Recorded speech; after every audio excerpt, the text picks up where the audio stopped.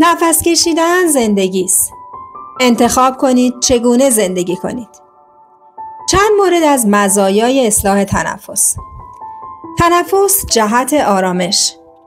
تنفس برای رهایی از تروماها، برای بهینه‌سازی آناتومی احساسات، برای گردش سیستم لنف، برای بالا بردن سیستم ایمنی، برای کمک به خواب، برای اضطراب، برای کنترل آسم، برای کار آسانتر، برای بهبود آواز، برای بهبود استقامت، برای بهبود دویدن و برای بهبود بی‌نفس بودن. تنفس فعالیتی است که برای فیزیولوژی وجود انسان به طور خودکار انجام می شود.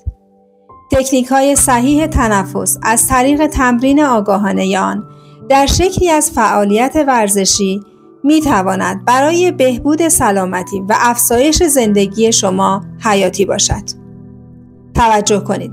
برای رسیدن به این مهم باید از سیستم اصلاح تنفس بر پایه رفتارشناسی تنفسی آگاه باشید. سپاسگزارم که با ما همراهی می کنید و مطالب رو دنبال می کنید. برای اطلاعات بیشتر میتونید به این شماره و آدرس هم رجوع کنید.